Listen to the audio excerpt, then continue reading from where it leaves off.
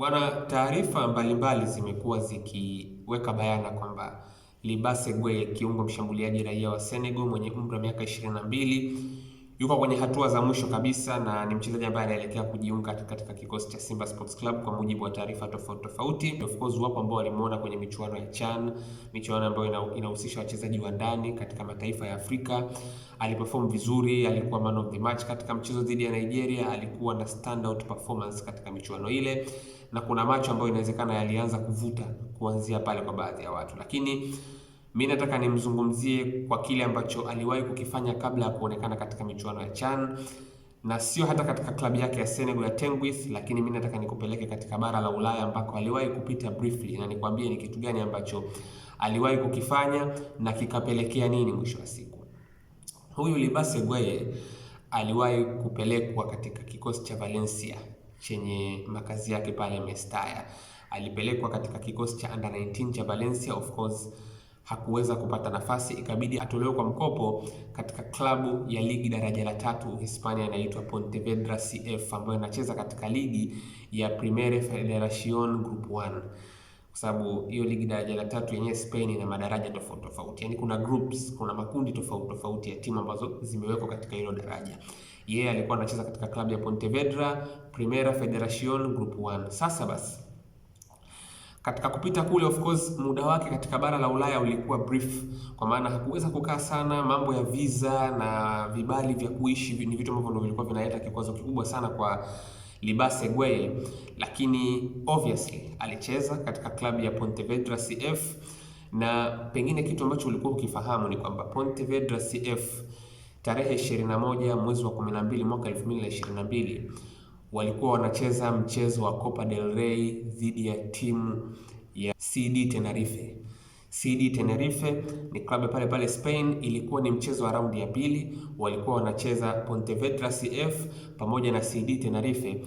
Huu ni mchezo ambao Pontevedra CF walipata ushindi wa magoli 2-1, na magoli yote mawili yalifungwa na huyu mchezaji Libase Gueye. Hicho ndio kikosi kamili ambacho kilianza katika mchezo huo, na yeye alicheza kama namba 10, na magoli yote mawili ya Pontevedra CF katika mchezo huo wa Copa del Rey, miongoni mwa mashindano makubwa kabisa katika nchi ya Uhispania, aliweza kuyafunga magoli yote mawili, Pontevedra akipata ushindi wa magoli 2 dhidi ya CD Tenerife. Of course kwa ujumla time yake katika ligi za Spain haikuwa kubwa, lakini kuna impact ambayo aliiweka huko.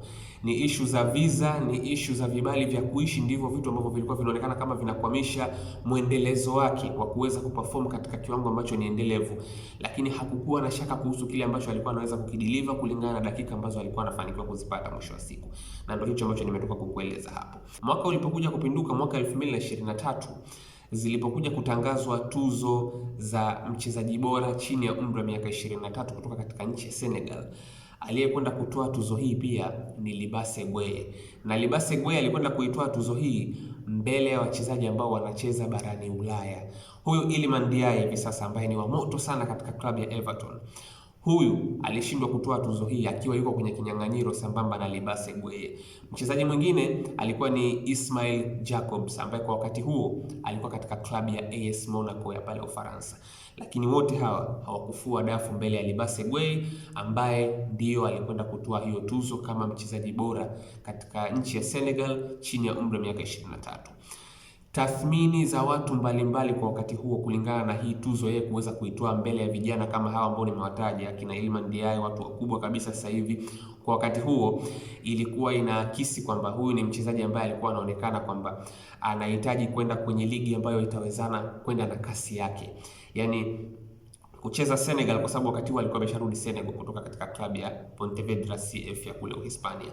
Kuendelea tu kucheza Senegal haiwezi kuwa na mwafaka wa muda mrefu kwa huyu mchezaji, kwa sababu kama anaweza kutoa tuzo ya mchezaji bora kinda mbele ya watu kama kina Iliman Ndiaye, kina Ismail Jacobs ambao walikuwa wana apply trade yao Europe tena katika level za juu kabisa, basi huyu ni mchezaji ambaye alikuwa anaonekana kabisa kwamba kuna hatua nyingine ambayo inabidi ipigwe kwa upande wake. Kwa hiyo unaweza kuona ni kwa kiasi gani Senegal wanaurate uwezo, na hata matamanio ya klabu ya Metz kwenye dirisha kubwa lililopita kumtaka Libasse Gueye, unaweza sasa kuona inatokea wapi. Haiji tu kwa bahati mbaya. Ultimately unaona matamanio yanapotoka huko, na kwa hicho ambacho nimewahi kukizungumza kuhusu huyu mchezaji, unaweza kuona ni kwa kiasi gani anaonekana na potential kubwa, na Simba Sports Club kuonekana kuwa wamefukuzia kweli kweli huduma yake kwa wakati huu. Kwa hiyo huyo ndo Libasse Gueye bwana, kwa maneno mafupi sana.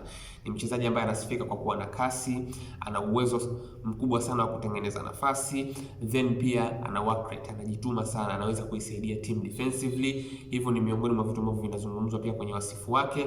Lakini ni huyo mchezaji ambaye anaonekana kabisa akipata mazingira ambayo yana utulivu, yakaweza kumtuliza, basi kuna potential kubwa sana ambayo inaweza kuwa unlocked kwake, na anaaminika anaweza kuja kuwa mchezaji wa daraja la juu sana, kwa sababu hata alipokuwa Spain kuna vitu kama vilikuwa vinaonekana tayari hivi, yani kutia kamba kwenye Copa del Rey, kuweka performance nzuri katika klabu ya Pontevedra.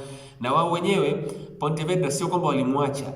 Aliporudi likizo mwaka 2022, aliporudi kula Christmas katika nchi yao mama ya Senegal, hawakumuona anarudi.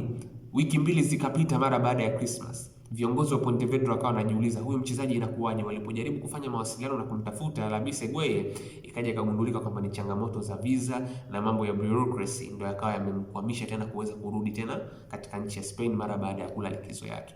Kwa hiyo unaweza kuona ni vitu tu ambavyo vilikuwa kama vya kiadministration zaidi, ndivyo ambavyo vilikuwa vinaonekana vinakwamisha progress ya career endelevu ya huyu Libasse Gueye. Lakini in terms of talent ni top rated player, na hivi vitu ambavyo nimevizungumza kwenye hii video pengine vinapaswa vikuonyeshe ni kwa kiasi gani uwezo wake ni mkubwa Libasse Gueye.